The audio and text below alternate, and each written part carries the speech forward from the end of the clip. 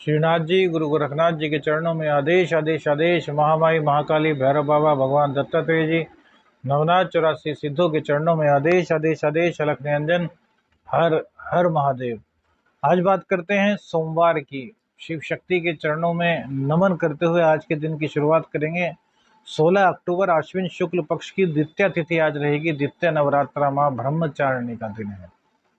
आज के दिन माँ ब्रह्मचारिणी को यदि आप खीर का भोग लगाते हैं केसर डाल करके, तो आप पर माता रानी की बहुत कृपा बनेगी। आज का दिन बहुत ही अच्छा होता है, द्वितीय नवरात्रि। तो माँ ब्रह्मचारिणी का नाम लीजिए। प्रथम शैलपुत्री का आप नवरात्र का व्रत रख चुके होंगे, अब द्वितीय ब्रह्मचारिणी, तृतीय भी चंद्र घंटा के बारे में भी आपको बताएंगे। तो ब्रह्मचारिणी माँ का स्वरूप बहुत ही निराला है।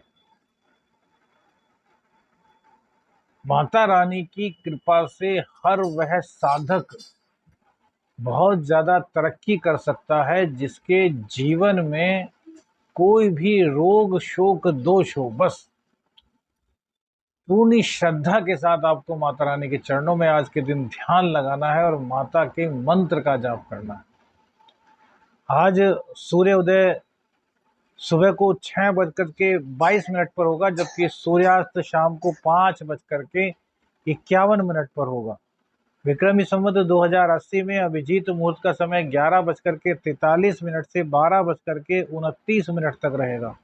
राहु काल 7:48 से 9:14 तक रहेगा। दिशा शूल पूर्व दिशा की रहेगी। यह राशिफल आपकी चंद्र राशि के आधार पर है। यदि आप अपनी चंद्र राशि नहीं जानते तो नाम राशि के आधार पर इस राशिफल को देख सकते हैं। राशि और लग्न दोनों से ही राशिफल देखना चाहिए और औसत निकालना चाहिए। आदेश आदेश। अलख निरंजन हर हर महादेव। कन्या राशि। सूर्य और बुध आपके लग्न में ही विराजमान रहेंगे, अर्थात कन्या राशि में विराजमान रहेंगे। केतु मंगल और चंद्र द्वितीय स्थान में, शनिदेव आपके 6ठे स्थान में विराजमान रहेंगे। राहु बृहस्पति अष्टम में और शुक्र देव आपके 12वें स्थान में विराजमान रहेंगे। चंद्रदेव का गोचर आज राहु के नक्षत्र से होगा। तो आइए जानते हैं किस प्रकार से आपके जीवन पर इसका प्रभाव पड़ने वाला है। देखिए, एकादशेश का संबंध द्वितीय स्थान से बनना बहुत ही महत्वपूर्ण, बहुत ही लाभकारी, बहुत ही उपयोगी होता है। क्यों? क्योंकि एकादशेश का संबंध यदि द्वितीय भाव से बनता है तो यह महाधनी योग बनाता है। धन भाव के स्वामी भाग्य भाव में, भाग्य भाव के स्वामी एकादश भाव में और एकादश भाव के स्वामी द्वितीय स्थान में बैठ जाएं तो अरब खरबपति ऐसा व्यक्ति बनता है, भले ही चाहे वह बहुत ही गरीब घर में जन्म ले। तो बहुत बड़ा सूत्र आपको बताया है और आज यह सूत्र कहीं ना कहीं आपकी कुंडली में भी प्रतिपादित हो रहा है। लेकिन एक सूत्र के साथ साथ कई चीजें जुड़ी हुई होती हैं, उन चीजों को भी देखना होता है। तो यहाँ पर देखिए कि चंद्रदेव मंगल के साथ लक्ष्मी नारायण योग का निर्माण कर रहे हैं। वहीं केतु और चंद्र का ग्रहण दोष भी है, वहीं राहु की दृष्टि है तो दूसरा ग्रहण दोष भी बनता है, और इसी के साथ साथ बृहस्पति की दृष्टि है तो गज केसरी योग का भी निर्माण होता है। अब देखिए, ग्रहण का यहाँ पर असर क्यों कम होगा? इसलिए कम नहीं होगा कि राहु देवता की पावर बहुत कम हो चुकी, इसलिए असर बहुत कम आज रहने वाला है, क्योंकि चंद्रदेव की और राहु की दूरी काफी बढ़ गई है।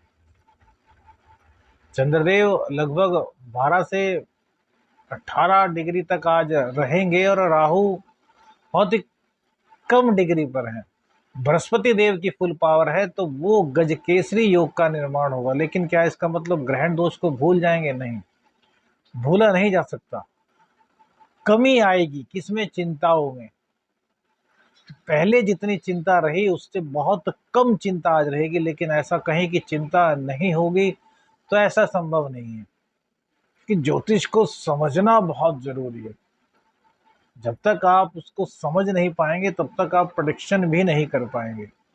अब गज केसरी योग का निर्माण हुआ तो कहीं ना कहीं आज आपके दाम्पत्य में आपको थोड़ा सा सुखमय माहौल दिखाई देगा।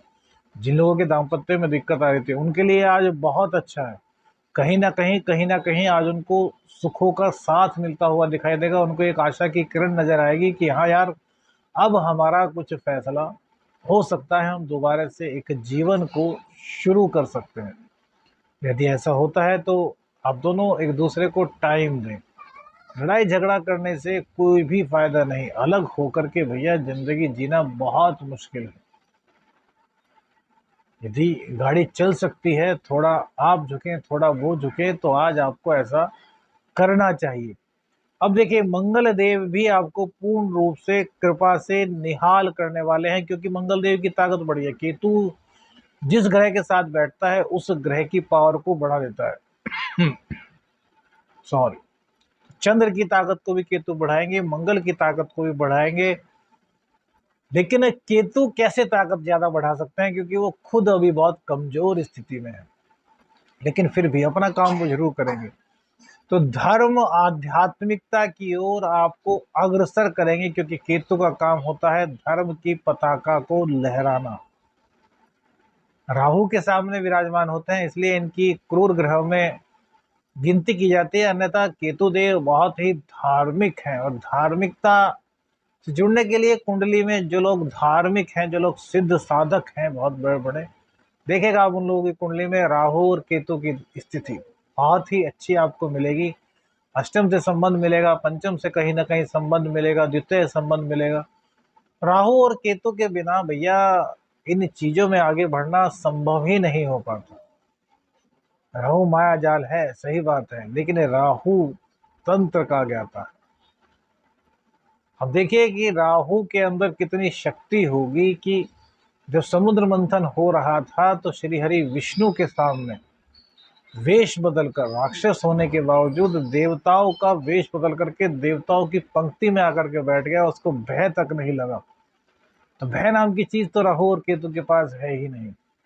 अब शक्तियां उनके पास कितनी होंगी, सब प्रभु ईश्वर की कृपा से ही तो उनको प्राप्त हुई होंगी ना, कि अपना पूरा वेश बदल दिया, देवताओं के बराबर में आकर के बैठ गए। देवताओं को किसी को भान तक नहीं हुआ कि यार एक राक्षस हैं और हम जैसे बनकर के हमारे बीच में ही बैठे हैं।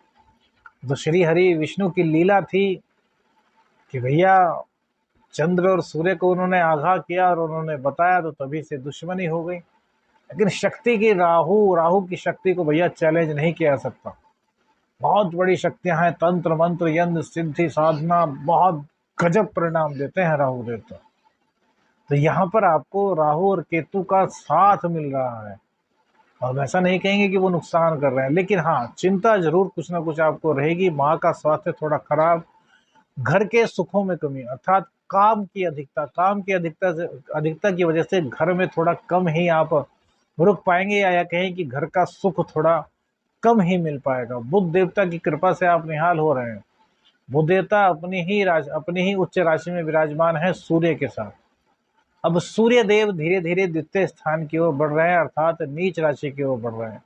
तो विदेश से जुड़े हुए लोगों को थोड़ा सा भैया हम सावधान करेंगे कि उनको जो भी काम करना है वो बहुत ही सोच समझ करके करना है। धन की प्राप्ति तो होगी, क्योंकि एक द्वादशेश जो है वो द्वितीय स्थान में जा रहे हैं, लेकिन खोने के अवसर भी हो सकते हैं।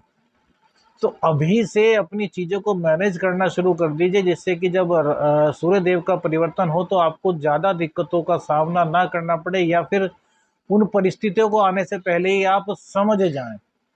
बुध देवता आपके व्यापार को बढ़ा रहे हैं, आपके लग्न को बढ़ा रहे हैं, आपकी बुद्धि को बहुत प्रखर कर रहे हैं, आपके अंदर एक विलक्षण प्रतिभा का प्रतिपादन हो रहा है। शुक्र देव की कृपा आपको पूर्ण रूप से मिल रही है, क्योंकि नौवे के और द्वितीय भाव के स्वामी विदेश भाव में बैठे हैं। तो विदेश से आपको अवसर तो बहुत सारे मिलेंगे, लेकिन अब चूंकि वहां के स्वामी जो है वो द्वितीय भाव में जा रहे हैं, तो देखिए 12वें से भी देखें तो तृतीय भाव है, तो मेहनत आपको अधिक कराएंगे। लेकिन वहां पे आपको जो भी निर्णय करना है वो सोच समझ करके करना है, बिना किसी भी सोचे विचारे आपको किसी भी कागज पर कोई साइन इत्यादि नहीं करने। कहीं यात्रा कर रहे हैं, कोई बिजनेस, आप विदेश जा रहे हैं बिजनेस से संबंधित, तो आप हर पहलू पर ध्यान दें पहले, उसके बाद ही कोई फैसला लें। ऐसा ना करें कि यार बस यह हमारा बहुत बड़ा वेल विशर है, इसने कहा है तो सब चीज़ें सही होगा, और लो बिना देखे ही साइन कर दी, तो इसमें फंसने का मौका आपके लिए रहेगा।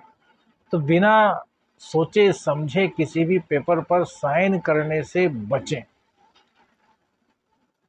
बृहस्पति के नक्षत्र से चंद्रदेव का गोचर आपको अचानक से धन लाभ की स्थिति बना रहा है। भाग्य नवरात्रे बन रहे हैं, यदि कहीं इन्वेस्टमेंट करना चाहते हैं तो माता रानी का नाम लेकर के कुछ इन्वेस्ट, जिसमें कि यदि आपको कहीं ऐसा भी हो सकता है कि चला जाए, जिसमें कि आपको दुख ना हो कि आज चला गया तो चला गया, इतना इन्वेस्टमेंट करना चाहिए। हम हमेशा से यही कहते रहते हैं, इतना इन्वेस्टमेंट कभी मत कीजिए कि आपको बहुत ज़्यादा दिक्कतों का सामना करना पड़े अगर वो काम ना हो। गोचर में स्थिति आपके पक्ष में है, इसमें कोई दो राय नहीं, लेकिन फिर भी हर परिस्थिति को ध्यान रखना चाहिए। आपकी कुंडली में कौन सा दशा चल रहा है, किसका प्रतंत्र है, किसकी सूक्ष्म दशा, किसकी प्राण दशा चल रही है, भैया वो मैं नहीं जानता। तो इसलिए इस चीज़ को मैं बहुत